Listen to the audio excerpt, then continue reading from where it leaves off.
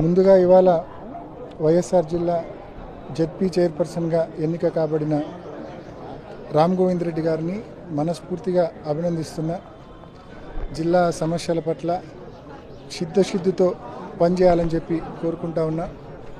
ఆయన ఎన్నికకు సహకరించిన జిల్లాలోని వైఎస్ఆర్ కాంగ్రెస్ పార్టీ జెడ్పీటీసీలు అందరికీ కూడా మనస్ఫూర్తిగా నేను ధన్యవాదాలు తెలియజేస్తా ఉన్నా. తెలుగుదేశం మామూలుగా వైఎస్ఆర్ జిల్లాలో 49 మంది వైఎస్ఆర్ కాంగ్రెస్ పార్టీ జెడ్పీటీసీలు ఉంటే ఒక జెడ్పీటీసీ గోపవరం జెడ్పీటీసీ మాత్రమే తెలుగుదేశం పార్టీకి సంబంధించి ఉన్నారు. దీన్ని గమనించే 3 రోజుల క్రితం టీడీపీ జిల్లా అధ్యక్షుడు మాకు బలం లేదు కాబట్టి మేము పోటీ చేయడం లేదు అని చెప్పి, మాకు చాలా విలువలు ఉన్నాయని చెప్పి కూడా పెద్ద పెద్ద మాటలు ఆయన మాట్లాడడం జరిగింది టీడీపీ జిల్లా అధ్యక్షుడు. కానీ మాట్లాడిన మరుసటి రోజే మళ్ళా వాళ్ళ మాటలు వేరు చేతలు వేరు అని చెప్పి చూపించారు. టీడీపీకి సంబంధించిన ఒక జెడ్పీటీసీ ఎవరైతే ఉన్నారో గోపురం జెడ్పీటీసీ, అతనితో హైకోర్టులో కేసు వేయించి ఈ ఎన్నిక ప్రక్రియను మొత్తాన్ని స్టాప్ చేయవలసిందిగా హైకోర్టులో పిటిషన్ వేయడం జరిగింది. హైకోర్టు కూడా వీళ్ళ ద్వంద్వబుద్ధి గమనించి వీళ్ళు అడిగినట్లు స్టే ఇవ్వడానికి నిరాకరించి 2 వారాల పాటు వాయిదా వేసి తుది తీర్పుకు లోబడి ఎన్నిక ప్రక్రియ జరుపుకోవచ్చని చెప్పి స్పష్టమైన ఆదేశాలు హైకోర్టు ఇవ్వడం జరిగింది. కానీ దీంట్లో మొత్తం గమనించవలసింది తెలుగుదేశం పార్టీకి సంబంధించిన ద్వంద్వబుద్ధి.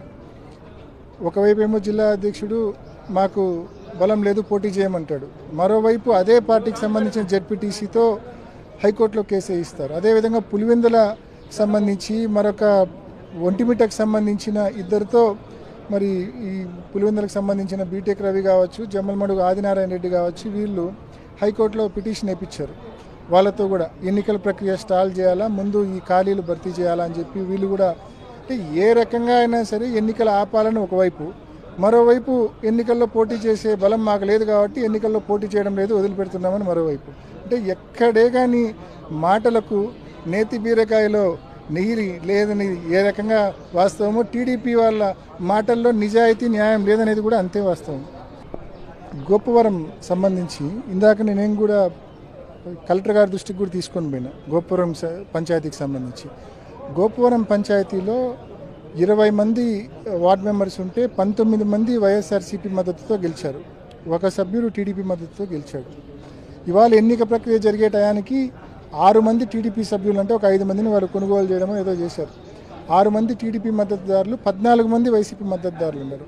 సో వాళ్ళకు కోరం లేదు కాబట్టి ఎన్నిక జరిగినా గెలిచే పరిస్థితి లేదు కాబట్టి వైఎస్ఆర్సీపీకి సంబంధించిన 14 మందిని లోపలికి అలో చేయకుండా వాళ్ళు ఉన్న 6 మంది కాకుండా ఇంకొక 5 మందిని ఒరిజినల్ వార్డు మెంబర్లను కాకుండా నకిలీ వాళ్ళని తెచ్చి వాళ్ళకు ఐడీలు వేసి ఎన్నిక ఫేక్ ఐడీస్తూ ఫేక్ పర్సన్స్ని తెచ్చి ఎన్నిక ప్రక్రియ జరుపుకునే ప్రయత్నం చేశారు. దీన్ని కలెక్టర్ గారి దృష్టికి తీసుకెళ్ళాం, పోలీసుల దృష్టికి తీసుకెళ్ళి న్యాయబద్ధంగా మా 14 మంది కూడా రెడీగా పంచాయతీ ఆఫీస్ బయటే ఉన్నారు, న్యాయబద్ధంగా ఎన్నిక జరపండి, న్యాయబద్ధంగా ఎన్నిక జరిపి వైఎస్ఆర్ కాంగ్రెస్ పార్టీ మద్దతుదారులు 14 మంది ఉన్నారు ఒకే మాటతో. మాకు సంబంధించిన ఉప సర్పంచ్ అభ్యర్థికి నామినేషన్ వేసి కంటెస్ట్ చేసే అవకాశం కల్పించండి, free and fair election conduct చేయండి అని చెప్పి పోలీసులను కోరినాం, జిల్లా కలెక్టర్ను కూడా కోరడం జరిగింది. అంకాలమ్మగూడూరులో కూడా ఉప సర్పంచ్ ఎన్నిక జరుగుతూ ఉంది. అక్కడ కూడా నేను జిల్లా పరిషత్ లోపలికి పోయడానికి 10:40కి కూడా ఇంకా అధికారులు ఎవరు ఎలక్షన్ జరపడానికి కూడా రాలే. కారణం బలం లేదు కాబట్టి. తెలుగుదేశం సంబంధించి వార్డు మెంబర్లు బలం లేదు కాబట్టి, కంటెస్ట్ చేస్తే ఓడిపోయే పరిస్థితి ఉంది కాబట్టి ఏ రకంగా సిచ్యువేషన్ అడ్వాంటేజ్ అయిన తర్వాతనే అధికారులు రావాలి, అంతవరకు అధికారులు రాకూడదు అని చెప్పి అక్కడ కూడా అధికారులు ఎలక్షన్ ప్రాసెస్ను 10:45 వరకు కూడా బిగిన్ చేయకుండా ఆపడం జరిగింది. ఈ మాదిరి అధికార దుర్వినియోగం పాల్పడడానికి ఎందుకు ఎలక్షన్లు కండక్ట్ చేయాలా? ఈ మాదిరి మన నీటి సంఘాలు ఇట్లే చేశారు. ఇంత అధికార దుర్వినియోగము చేసేదానికి ఎందుకు ఎలక్షన్లు కండక్ట్ చేయాలా? మీరే ఏదో ఒకటి నామినేట్ చేసుకుంటే పోతుంది కదా. సో ఇప్పటికైనా బుద్ధి తెచ్చుకో. 10 నెలల్లో ఎన్నడూ చూడనంతటువంటి వ్యతిరేకతను మీరు మూటగట్టుకున్నారు. మీ వైఖరి వల్ల, మీరు చేస్తూ ఉన్న పనుల వలన, మీరు ఇచ్చిన హామీలు ఎగ్గొట్టడం వలన ఎన్నడూ చూడనంతటి వ్యతిరేకతను మూటగట్టుకున్నారు. కాబట్టి ఇప్పటికైనా పద్ధతులు మార్చుకోండి, ప్రజల ఆగ్రహానికి గురి కావద్దండి అని చెప్పి మనవి చేస్తా ఉన్నా.